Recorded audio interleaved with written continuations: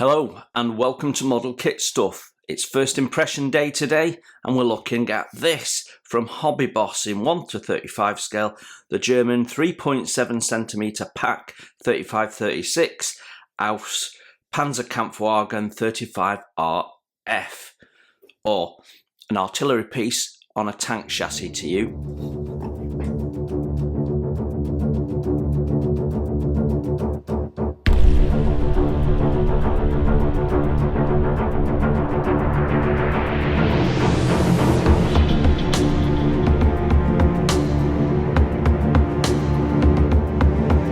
Hello and welcome to Model Kit Stuff. Yes, it's first impressions day and we're looking at a tank, and I don't do a lot of tanks. I used to build nothing but tanks in my 20s and up to about my mid-30s. I almost only did armoured fighting vehicles. And then one day I just decided I was fed up with all the wheels and tracks, and I only occasionally do one now. But this is one that I picked up. It was in a sale at the Tank Museum, and so I couldn't resist because I've not done this particular vehicle before. And now if I'm going to buy a tank, it's genuinely going to be something a little bit unique. Even the Tiger that I did recently was an initial one with slightly different bins to the norm, and it was a bit unusual. So I like to do things that are a bit unusual or less covered or what have you. This kit is relatively new, 2020 in its release. And we've got a nice bit of artwork there being shown in Russia, and on the side we've got some CAD images which shows where we've got some photo etch and the detail of the artillery piece there, and side profile of the model. Our end just has the same information as the box top, but with a kit number of 83895, which you don't see that we've got on the box top. It's the same on both sides, and then on this end we've got an image of the decals and of the photo etch, little bit of a warning, and then a little bit of history. And it says that the Renault R35 was a French light infantry tank of the Second World War, designed from 1933 and produced from 1936. The type was intended as a light infantry support tank equipped with autonomous tank battalions that would be allocated to individual infantry divisions to assign them in executing offensive operations. To this end, it was relatively well armoured, but slow and lacking a good anti-tank capability. Fitted with a short 37mm gun, at the outbreak of the war, the anti-tank role was more emphasised, leading to the development of the eventual production from April 40 of a subtype with a more powerful, longer gun. The Renault R40, it was planned to shift new production capacity to the manufacture of other faster types, but due to the defeat of France, the R35-40 remained the most numerous French tank of the war. About 1,635 vehicles, having been produced in June 1940. At that moment, it had also been exported to Poland, Romania, Turkey, Yugoslavia. For the remainder of the war, Germany and its allies would use captured vehicles, some of them rebuilt into tank destroyers, which is the suggestion of what this is. And you can see if you take that off and take that off, you've basically got the little artillery piece that the Germans used quite a bit. So, opening up our box, and we've got our decals in a separate bag, which is nice. We get the usual promotion flyer, our instruction manual. We've got the hull top and the photo etch on a bit of board, and then our sprues are all in separate bags, and link and lank tracks. Right then, let's have a look at the instructions. Decals is the next item to look at, and they've come backing paper taped down. One thing you can never criticise Trumpeter for is their packing. They do such a good job of it. And Hobby Boss, Trumpeter, sort of same company really. Okay, so what we've got is we've got two different sets of national insignia, and then we've got a range of numbers, and then we've got this particular marking that says Irwin on it. We call that a field edition. There's quite a bit of decal film margin, to be honest, but they're nice and thin. Don't usually have issues with their decals, so I wouldn't expect there to be any problems with those. So quite a basic set. You know, you've got no instruction plates or manufacturer's plates or anything like that, but it covers the very basics, doesn't it? Nothing wrong with that. Next up is the photo etch, which has this horrid protective stuff on it. I do dislike it. I think it's there more than anything to protect it in the factory, because as soon as you peel that back, you've got a tacky surface you've got to clean. And actually, that tacky surface attracts all sorts of dirt. And photo etch that has this on gets grubby really, really quickly. So I always take it off and then clean my parts before I use them, if I've got this sort of backing on, as a general rule. Our photo etch is nicely spaced out, with uses triangular gates, which makes it easy to see where they are, because you've got a thick end at the gate, so it's easy to identify where you need to be cutting it out. So I like the way it's laid out and engineered. It's relief etch. We've got some lovely little details here. So we've got this tiny little strap with rivets on. We've got some parts with inscribed lines where we're going to fold it, so that's great as well.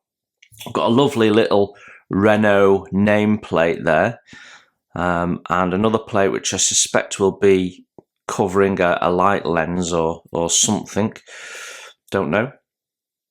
So yeah, all sorts of little bits and pieces there, all nice and crisp, nicely done, will be easy to remove. So not a huge amount of etch, but they've covered off some bits and pieces that need to be done. I think this is all on the running gear, isn't it, as I recall? Yeah, nothing wrong with that. All nicely done. Shouldn't pose any issues at all. I'll just hold it up. I'm not going to take a photo because the film's going to make it difficult, but there you go. Right, single piece upper hull, bagged on its own. And we've got some nice detail on here with the grills. Hinges are done nicely. We've got some location points for various things. And, you know, sometimes I sand them off. Other times I leave them on if I can make it look like a weld seam. So it all depends. Comes when I dry fit the parts, I make those sort of decisions. I think they've captured the shape really well. They've got a lovely set of complex curves going on, which I'm guessing from the shape of it, this was a casting. And then you've got some nice depictions of the fasteners and what have you. Yeah, very nice. There is a seam on both sides that runs in parallel, continues the top ridge of this part here. So about 1 to 1.5 millimeters up, you can see a seam line that needs to be taken back on both sides, and then you've got some connection points there and there. So yeah. On the inside, there is some interior detail, some vents, so we know we've got full interior in this. And you've got some teeth for the opening there, where the turret's going to go. Because you've got big openings, you might just see these back end ejector pins. There's quite a few ejector pins in there, so and they're all recessed, so some filling to be done. We've also got a casting number which we'll need to sand off. So I suspect you won't see those, and we'll be okay just to sand this area smooth without filling. But these will have to be filled, I have no doubt. So yeah, a nice little part.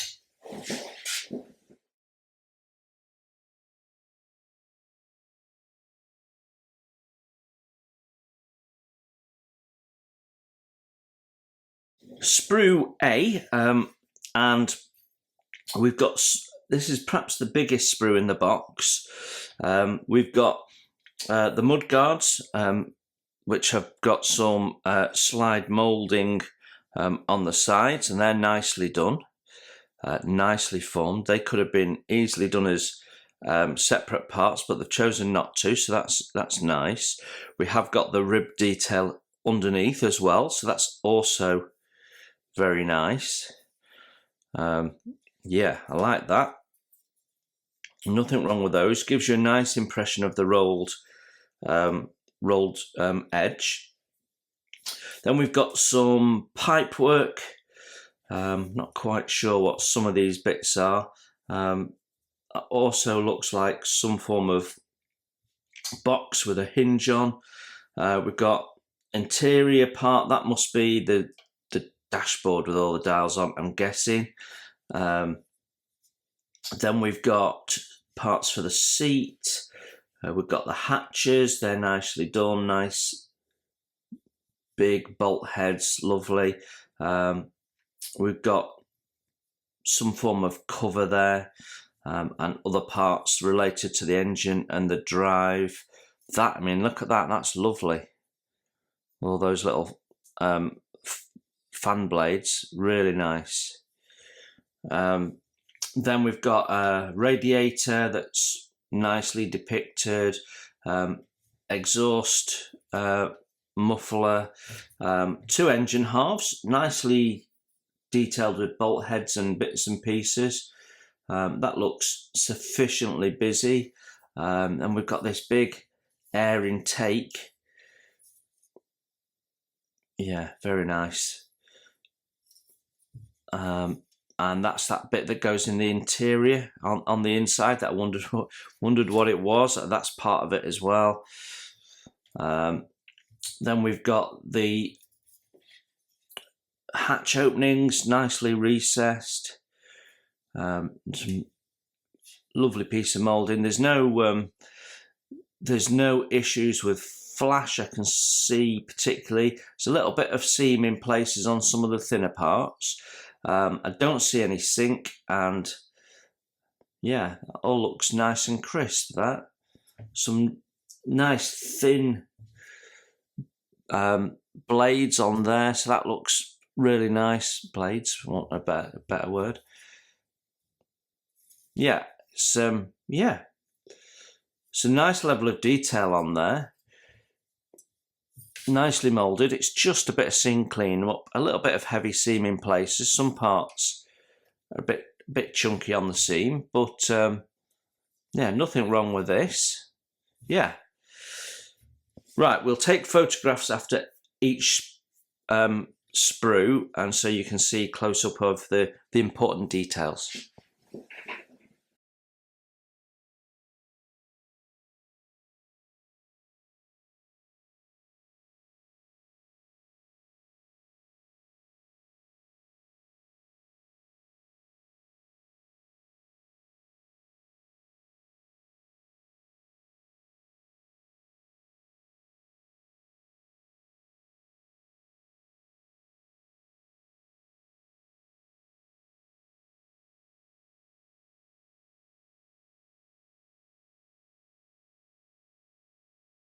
Sprue B, and we've got quite an eclectic range of parts on Sprue B, so I don't think they've collected parts together on the sprue, so you're working through one sprue at a time if you follow the build sequence. I think they're just all over the place. So we've got what looks like some hatches here. We've got the shovel, which is a bit basic.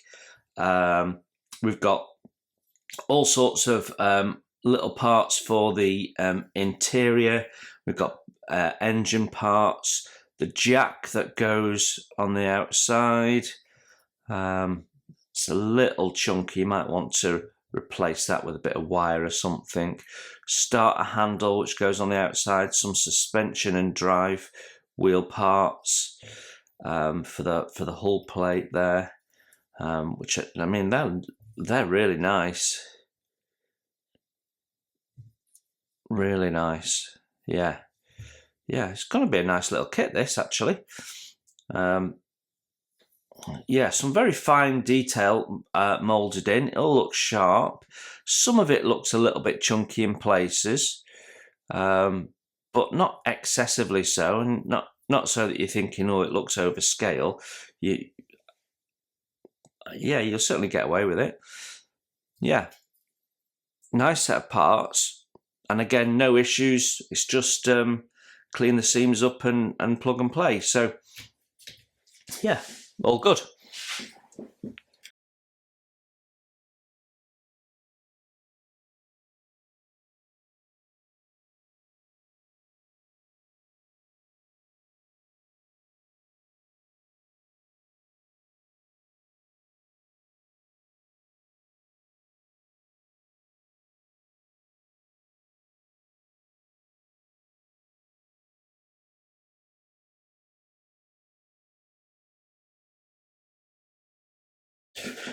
So our next sprue has some foam wrapped around it, so I'm expecting we've got some delicate parts under here.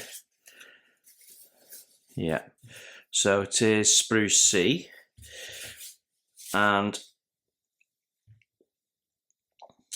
yeah, we've got we've got some tools and some very thin levers there, which need a little bit of clean up. You can see there's a little bit of seepage from the seam on the tool there, so some little tabs that we're going to have to just cut away and clean up. Then we've got some sort of cast parts which have got a little bit of texture on. They look quite nice. Bolt heads and bits and pieces. Looks like some form of handle or lever there. Hard to know what some of these are. Plumbing of some type. Then we've got more linkages of some type here. Again, need a good clean up. And then some tiny little parts. We've got handles and hooks and bits and pieces. Lots of tiny parts on here. That continues through here. So this is all the sort of the small stuff, but it's well laid out. Lots of space, nicely organised, easy to get in and remove them.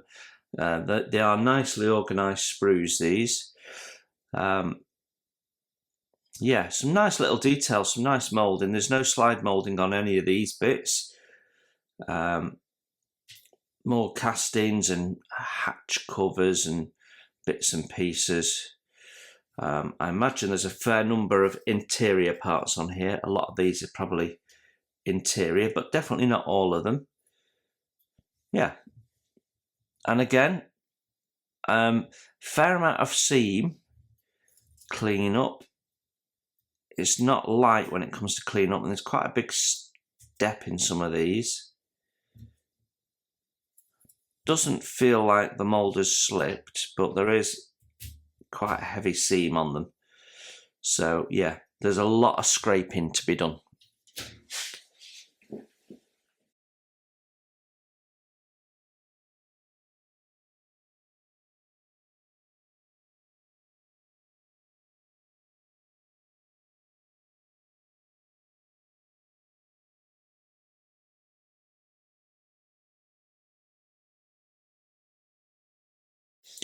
So we have two sprue Ds, which cover off the wheels.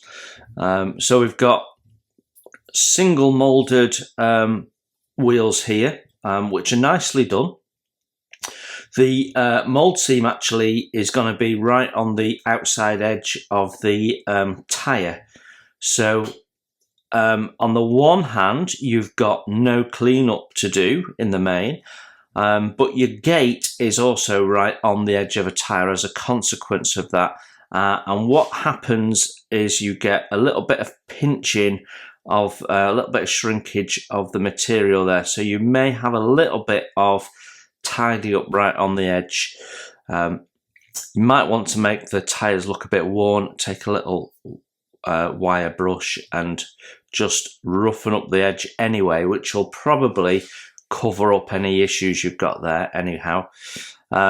We've got more nicely moulded plates for the suspension system. We've got the return rollers there, again moulded in the same way so that you've got no cleanup. They're all this side of the mould seam of the two halves, and again the gate as a consequence is at the back end, but doesn't seem to have the same issue as the front ones. We've got tow hooks and other bits and pieces for the suspension there. The suspension struts there. I'm not sure if the spring or the rubber or what they are. Need to understand that for painting. Got this item here, whatever it is, has been slide moulded here. So you can see there's detail on the inside. That's a lovely part, whatever it is, really nice.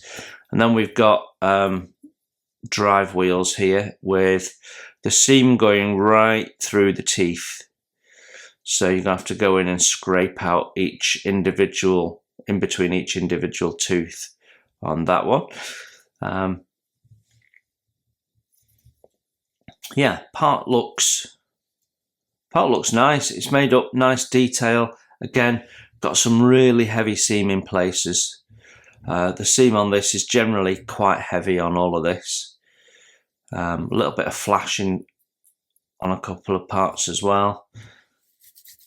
But in the main, it's just clean up. There's no other issues. There's some nice moulding going on, definitely.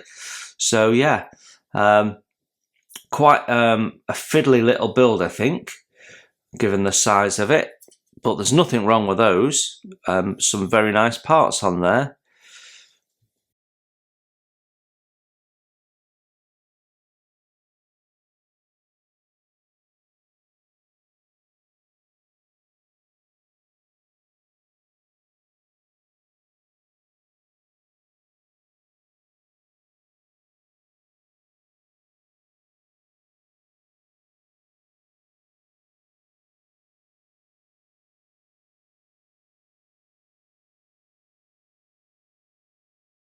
Now our next sprue is J, which means we've jumped forward a little bit in the alphabet. So no doubt this is a sprue that appears in some other kits. So we've got on here the front face of the artillery piece with the extension wings on, and we can see these brackets that have been put on the front. So there's some lovely detail on here because it was quite had quite a lot of detail on the front face of these artillery pieces. So we've got bolt heads, we've got hinges, we've got all sorts, and then that follows through on the inside. We've got some ejector pins to remove, but the bits that are important are nice and crisp, and it doesn't feel over chunky either. It feels nice and thin. Obviously, a bit of photo etch would have been even better. But yeah, that all looks good. Then we've got some form of frame. I'm not quite sure where that goes because I'm filming this several days after I filmed the instructions because I've been away in between. So I can't remember where that went, but that does look a bit chunky and rough, and I think that wants replacing with some scratch built either plastic rod or some metal, and you could solder in some legs and what have you. Yeah, Then we've got the gun barrel here, which is all in one. So, and the seam actually is not too bad on this one. And it's been slide molded, so we've got an open muzzle, so that's nice. We've got slide molded bracket detail on this part here. These are all related to the gun, so we can see lots of bolt detail, nice clear teeth on the ratchet there. We've got a slide molding on what looks like the vision tube, you know, the telescope for me. Nice little handles. Our side pieces have got lots of fastener detail on, so it'll come out really nice under a wash. And then some smaller parts, handles, brackets, and bits and pieces towards the back end here. And I mean, that's nice that they've made that look like stamped out metal plate, and it follows through on the underside. Sometimes they don't do that. So yeah, the parts themselves are really nicely done.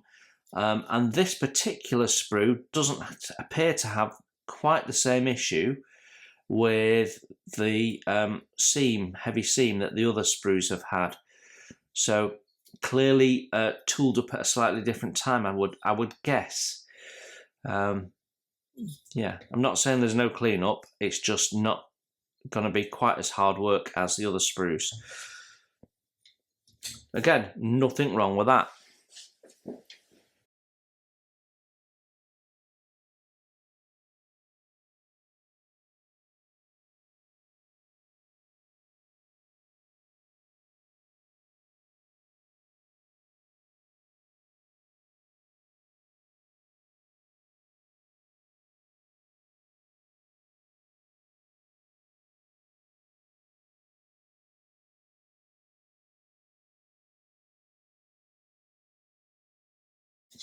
Sprue M is next, and we've basically got our lower hull part. So we've got the floor pan and the two side pieces here.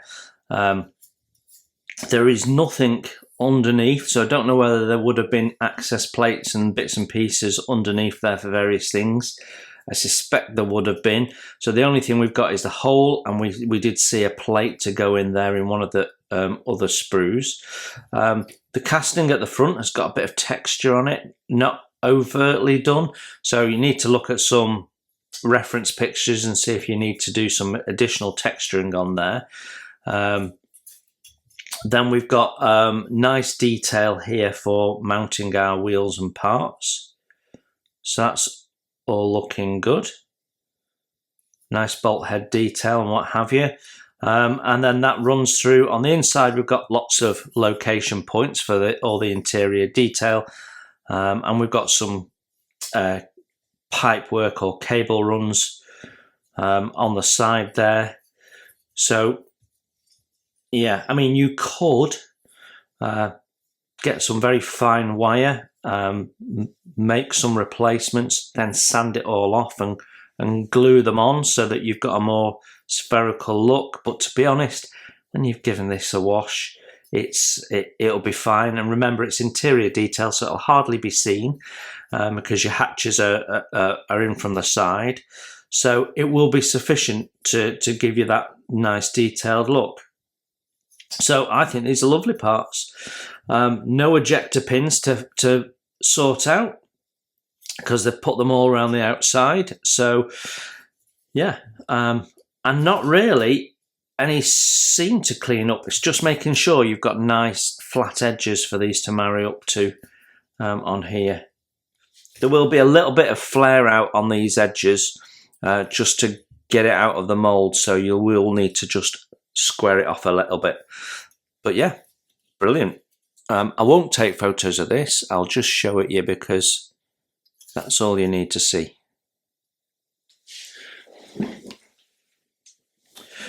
Right, sprue T. We have two of these.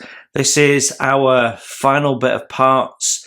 And I don't know whether it's just the colour, but there's something about it that feels very Matchbox somehow. Actually, what we've got is link and length tracks that are really nicely done. These are really crisp. The teeth are very fine, which is really nice. You've not got any ejector pin cleanup, which is lovely. There's no, there's nothing there that's making you go, oh gosh, we'll have to get aftermarket. These are very, very usable. So you simply nipping off the ejector pin and then nipping off on the connecting round. If you do that really closely, it's just a swipe then with a sponge just to sort that out, and away you go.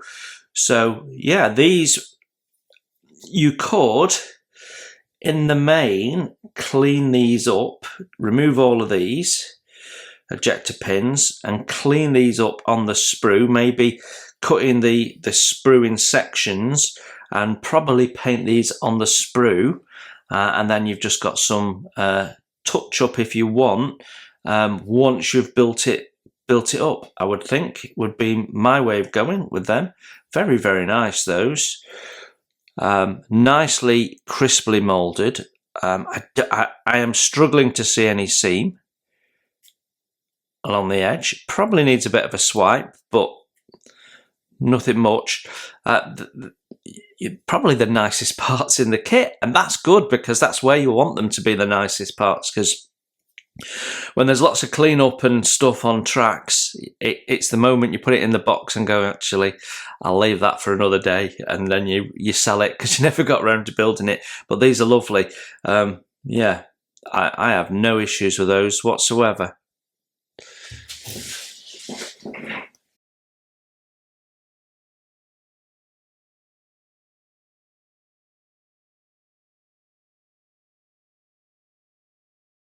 So there you have it, the Hobby Boss German 3.7 centimeter pack 3536 Alf's Pz.Kpfw 35RF.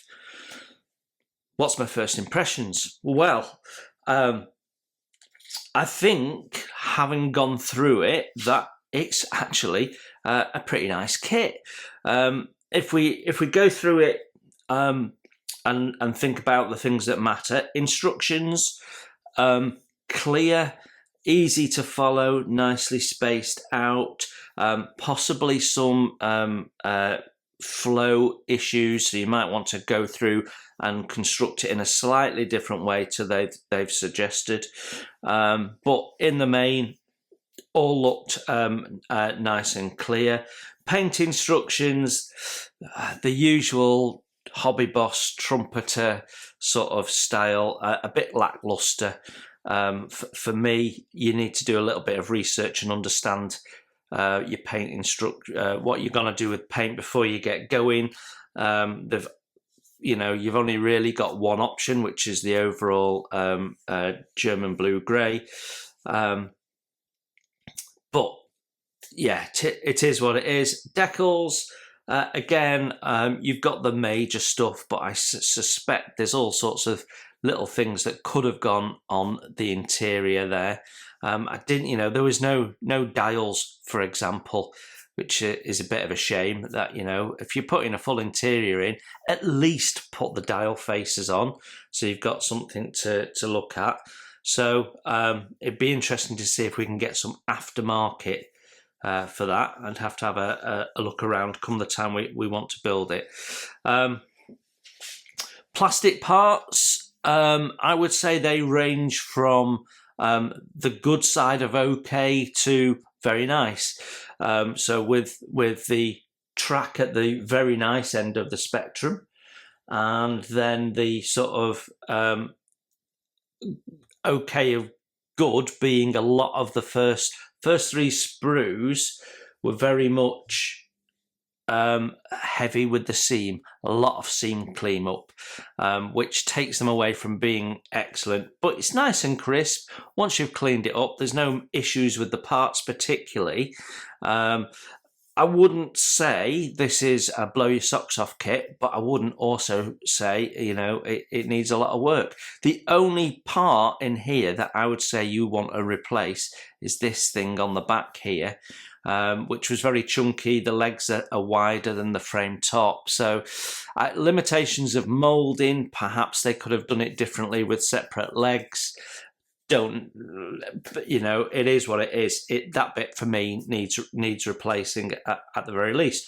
Otherwise, you've got something that's going to be quite a compact little model, but really a nice addition to your collection of German armoured fighting vehicles. So that photo etch is nice additions, nicely done. Sprues are nicely laid out. Shouldn't be difficult to build, but also isn't a quick build. You've got a lot of parts there, a lot of small parts, and a lot of cleanup. So it's certainly not a weekend job, but yeah, I think it's a nice kit. I'm looking forward to building it, but this is one where I will definitely have a look around for a little bit of aftermarket and see if there is some additional extras, particularly with the decals, and maybe we can get some resin stowage or something like that, and really go to town on it. I think it would look good under a camouflage net with some figures. It's a nice little diorama piece here, and you'd end up with a diorama yay big with it on, and it looks stunning. So yeah, a nice little kit from Hobby Boss. If you've wondered what was in this and whether it was worth investing in, you now know what you get in the kit. If you found this video helpful or enjoyable, you can always hit super thanks. So thank you very much for joining. You enjoy your modelling, and I will see you very soon. Bye for now.